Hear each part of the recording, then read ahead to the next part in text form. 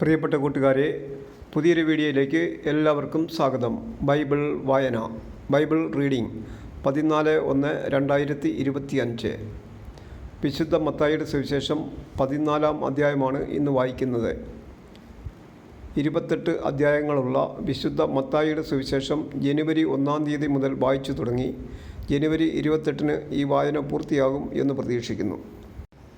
ഇന്ന് 14/1/2025. ഇന്ന് വായിക്കുന്നത് 14-ാം അധ്യായം. മത്തായി അധ്യായം 14. സ്നാപകൻ്റെ ശിരച്ഛേദം. അക്കാലത്ത് സാമന്ത രാജാവായ ഹെറോദേസ് യേശുവിൻ്റെ കീർത്തിയെപ്പറ്റി കേട്ടിട്ട് തൻ്റെ സേവകന്മാരോട് പറഞ്ഞു, ഇവൻ സ്നാപക യോഹന്നാനാണ്. മരിച്ചവരിൽ നിന്ന് അവൻ ഉയർപ്പിക്കപ്പെട്ടിരിക്കുന്നു. അതുകൊണ്ടാണ് ഈ ശക്തി ഇവനിൽ പ്രവർത്തിക്കുന്നത്. ഹെറോദസ് യോഹന്നാനെ ബന്ധിച്ച് കാരാഗൃഹത്തിൽ അടച്ചിരുന്നു. സ്വന്തം സഹോദരനായ പീലിപ്പോസിൻ്റെ ഭാര്യ ഹെറോദിയ നിമിത്തമാണ് അവൻ ഇത് ചെയ്തത്. എന്തെന്നാൽ യോഹന്നാൻ അവനോട് പറഞ്ഞിരുന്നു, അവളെ നീ സ്വന്തമാക്കുന്നത് നിയമാനുസൃതമല്ല. ഹെറോദേസിന് അവനെ വധിക്കണമെന്നുണ്ടായിരുന്നു. എങ്കിലും അവൻ ജനങ്ങളെ ഭയപ്പെട്ടു. എന്തെന്നാൽ അവർ യോഹന്നാനെ പ്രവാചകനായി പരിഗണിച്ചിരുന്നു. ഹെറോദസിൻ്റെ ജന്മദിനത്തിൽ ഹെരോദിയായുടെ പുത്രി രാജസദസ്സിൽ നൃത്തം ചെയ്ത് അവനെ സന്തോഷിപ്പിച്ചു. തന്മൂലം അവൾ ചോദിക്കുന്നതെന്തും നൽകാമെന്ന് രാജാവ് അവളോട് ആണയിട്ട് വാഗ്ദാനം ചെയ്തു. അവൾ അമ്മയുടെ നിർദ്ദേശമനുസരിച്ച് പറഞ്ഞു, സ്നാപക യോഹന്നാൻ്റെ ശിരസ് ഒരു തളികയിൽ വെച്ച് എനിക്ക് തരിക. രാജാവ് ദുഃഖിതനായി. എങ്കിലും തൻ്റെ ശബ്ദത്തെയും അതിഥികളെയും പരിഗണിച്ച് അത് അവൾക്ക് നൽകാൻ അവൻ ആജ്ഞാപിച്ചു. അവൻ കാരാഗൃഹത്തിൽ ആളയച്ച് യോഹന്നാൻ്റെ തല വെട്ടിയെടുത്തു. അത് ഒരു തളികയിൽ വെച്ച് പെൺകുട്ടിക്ക് നൽകി. അവൾ അത് അമ്മയുടെ അടുത്തേക്ക് കൊണ്ടുപോയി. അവൻ്റെ ശിഷ്യർ ചെന്ന് മൃതശരീരമെടുത്ത് സംസ്കരിച്ചു. അനന്തരം അവർ യേശുവിനെ വിവരമറിയിച്ചു. 5 അപ്പം 5000 പേർക്ക്. യേശു ഇത് കേട്ട് അവിടെ നിന്ന് പിൻവാങ്ങി വഞ്ചിയിൽ കയറി തനിച്ച് ഒരു വിജനസ്ഥലത്തേക്ക് പോയി. ഇതറിഞ്ഞ് ജനക്കൂട്ടം പട്ടണങ്ങളിൽ നിന്ന് കാൽനടയായി അവനെ പിന്തുടർന്നു. അവൻ കരയ്ക്കിറങ്ങിയപ്പോൾ വലിയ ഒരു ജനക്കൂട്ടത്തെ കണ്ട് അവരുടെ മേൽ അവന് അനുകമ്പ തോന്നി. അവരുടെ ഇടയിലെ രോഗികളെ അവൻ സുഖപ്പെടുത്തി. സായാഹ്നമായപ്പോൾ ശിഷ്യന്മാർ അവനെ സമീപിച്ചു പറഞ്ഞു, ഇതൊരു വിജനസ്ഥലമാണ്, നേരവും വൈകിയിരിക്കുന്നു. ഗ്രാമങ്ങളിൽ പോയി തങ്ങൾക്ക് ഭക്ഷണം വാങ്ങാൻ ഈ ജനക്കൂട്ടത്തെ പറഞ്ഞയക്കുക. എന്നാൽ യേശു പറഞ്ഞു, അവർ പോകേണ്ടതില്ല, നിങ്ങൾ തന്നെ അവർക്ക് ഭക്ഷണം കൊടുക്കുവിൻ. അവർ പറഞ്ഞു, 5 അപ്പവും 2 മത്സ്യവും മാത്രമേ ഇവിടെ ഞങ്ങളുടെ പക്കലുള്ളൂ. അവൻ പറഞ്ഞു, അത് എൻ്റെ അടുത്ത് കൊണ്ടുവരിക. അവൻ ജനക്കൂട്ടത്തോട് പുൽത്തകിടിയിൽ ഇരിക്കാൻ കൽപ്പിച്ചതിന് ശേഷം ആ 5 അപ്പവും 2 മത്സ്യവും എടുത്ത് സ്വർഗത്തിലേക്ക് നോക്കി ആശീർവദിച്ച് അപ്പം മുറിച്ച് ശിഷ്യന്മാരെ ഏൽപ്പിച്ചു.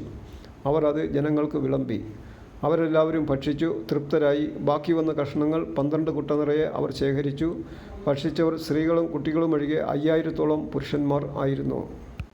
വെള്ളത്തിനു മീതെ നടക്കുന്നു.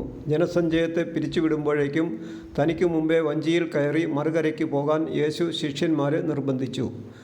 അവൻ ജനക്കൂട്ടത്തെ പിരിച്ചുവിട്ടതിന് ശേഷം ഏകാന്തതയിൽ പ്രാർത്ഥിക്കാൻ മലയിലേക്ക് കയറി. രാത്രിയായപ്പോഴും അവൻ അവിടെ തനിച്ച് ആയിരുന്നു. അതിനിടെ വഞ്ചി കരയിൽ നിന്ന് ഏറെ ദൂരം അകന്നു കഴിഞ്ഞിരുന്നു. കാറ്റ് പ്രതികൂലമായിരുന്നതിനാൽ തിരമാലകളിൽപ്പെട്ട് അത് വല്ലാതെ ഉലഞ്ഞു. രാത്രിയുടെ 4-ാം യാമത്തിൽ അവൻ കടലിൻ മീതെ നടന്ന് അവരുടെ അടുത്തേക്ക് ചെന്നു.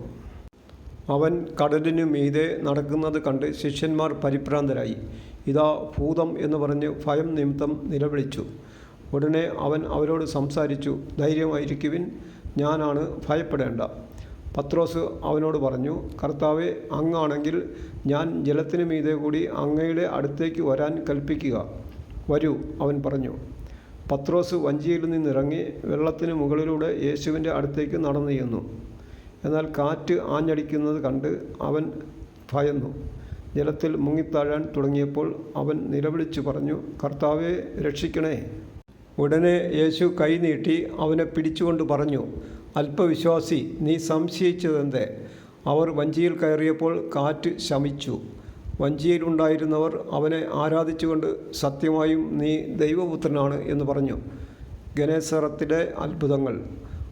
അവർ കടൽ കടന്ന് ഗനേസറത്തിലെത്തി. അവിടുത്തെ ജനങ്ങൾ അവനെ തിരിച്ചറിഞ്ഞു. ചുറ്റുമുള്ള നാട്ടിലെല്ലാം ആളയച്ച് സകല രോഗികളെയും അവൻ്റെ അടുത്ത് കൊണ്ടുവന്നു. അവൻ്റെ വസ്ത്രത്തിൻ്റെ വിളിമ്പിൽ ഒന്ന് തൊടാനെങ്കിലും അനുവദിക്കണമെന്ന് അവർ അവനോട് അപേക്ഷിച്ചു. സ്പർശിച്ചവരെല്ലാം സുഖം പ്രാപിക്കുകയും ചെയ്തു.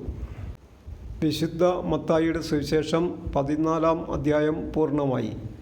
28 അധ്യായങ്ങളുള്ള ഈ സുവിശേഷം മുഴുവൻ വായിക്കാൻ കൃപ തരണമേ എന്ന് ദൈവത്തോട് പ്രാർത്ഥിക്കുന്നു. ഇന്ന് വിശുദ്ധ മത്തായിയുടെ സുവിശേഷം 14-ാം അധ്യായം വായന പൂർണ്ണമായി.